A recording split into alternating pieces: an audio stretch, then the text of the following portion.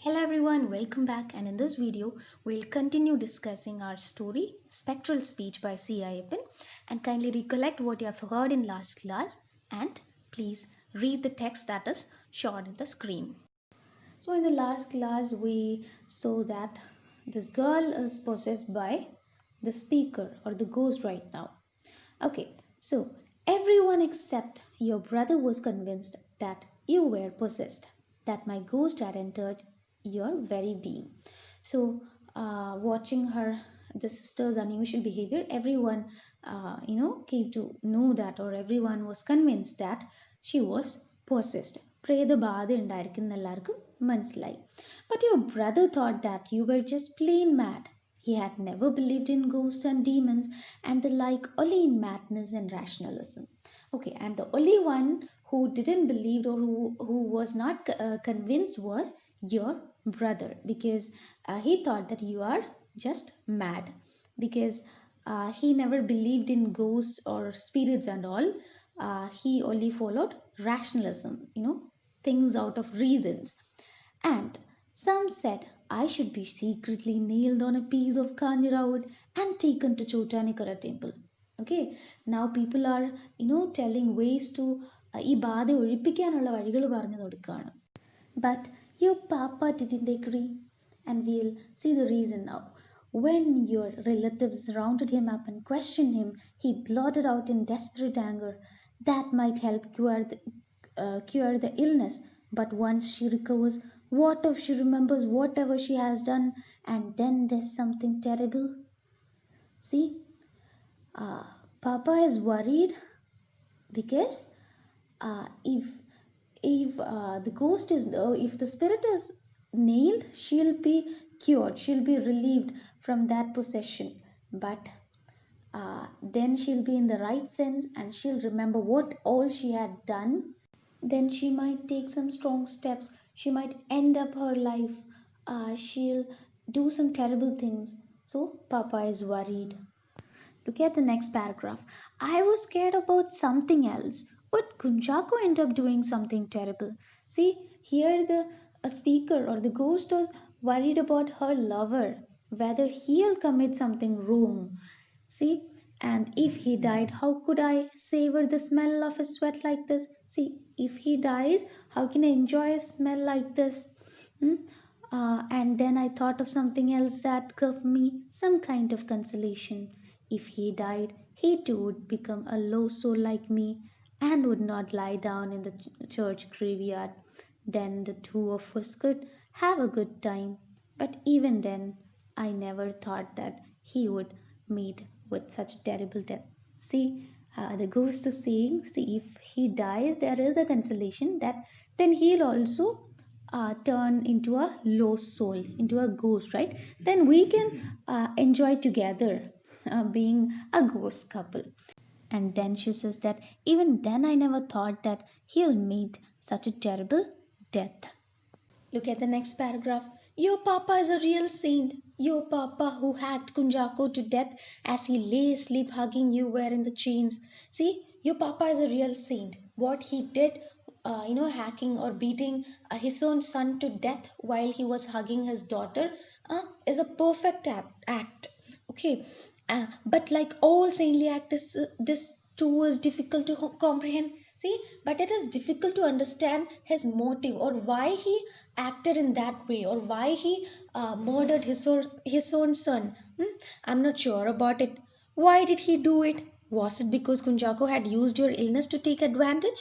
See, now the ghost is, or the speaker is, thinking about or counting the reasons behind that act, and the speaker or the ghost does not think that it is because Kunjako exploited his own sister or exploited the situation.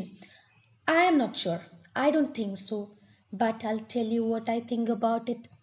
But now I'll tell you something else. Now, Ghost is going to reveal another interesting fact that will bring a twist to the whole story. Okay, see, look at next paragraph. He did so because Kunjako was in love with me, not with you. See, he killed your brother because he was in a relationship with me. And see, your papa was my father too. See, the girl, our speaker, the untouchable girl, uh, she was sharing the same paternity with Kunjako and her sister. Fine. See, uh, Kunjako used the servant girl, our ghost or our speaker, right?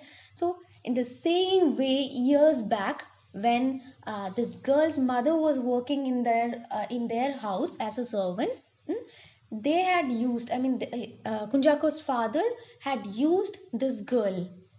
Okay, so uh, and that is being revealed here. It was only after my death that I realized this. See, I didn't know about it when I was alive. After my death, I realized this fact. I realized this truth about my paternity. Even my amma was not sure about that. See, even my mother don't know about it. Why? Because your papa's younger brother too had fooled around with her at that time when she used to work in your household. See, not only this, Kunjako's father was sharing a sexual relationship with her mother, but even Kunjako's father's brother, younger brother, was also doing the same thing. So she don't know the paternity of her daughter. Okay, see, she was being exploited by both these men. Okay, and see, even after years, or about 20 or 40, 30, 40 years back, or about 20 years back, the same thing happened. And at the time of this Kunjako, and in the next generation also, this thing is happening. See the plight of the servant or untouchable poor women. Okay, and uh, it was God who revealed to me my paternity. See, who revealed to me about my paternity? It was God, and He called me a sinner whose nakedness had been unveiled by my own brother, since I had shared bed with my own brother or my half sibling, half brother. God called me a sinner. I didn't flinch. See, I was not afraid. I was not surprised. I was not startled. And with true grit, I uttered a severe imprecation and asked him. Okay, with true courage, gathering my courage, I asked him back. With a curse, I asked him back. How the hell does an untouchable woman become sister to a Christian old man? See, this is how she reacted to the God. Okay, when God called her a sinner. See, when she was alive, we know that she was mute and she was pathetic and she was helpless. Okay, all she could do was cry and end up her life. But now she is transformed into a speaking subject. Okay, she is not afraid anymore, she is not helpless anymore, she is asking back to the God to his own face. Okay, when he called him a sinner. And see what the girl asked him back. Old man, how can an untouchable woman become sister to a Christian? See, uh, even an untouchable woman cannot was not allowed to marry a Christian. Then how can my father be a Christian man? How can an untouchable woman become sister to Christian? How can I become a sister to a Christian man from such an upper caste? She is mocking God. Fine. And God was literally dumbfounded. God was astonished, as if a banana had been thrust into his mouth. He didn't had any reply. He was astonished. Look at the text now. His eyes popped out and he bowed his head. See, God, hearing this question from the girl, he was astonished. He didn't had any reply and he was ashamed and he bowed his head. Well, let it be. Rosikuti, your papa believed that I was your sister. So Rosikuti is Kunjako's sister. So now we got her name. And Rosikuti, your papa believed that I was his daughter. I'm his daughter. If I put it in God's language, your papa, poor guy, didn't know that even before my mother's marriage, her nakedness had been unveiled by his sister, by his younger brother as well. See, God called your papa poor guy. See, even she is saying that God is also biased. Hmm. God is taking side of your father, even when he committed sin. God is justifying him. Okay. At the same time, God called this untouchable girl as a sinner.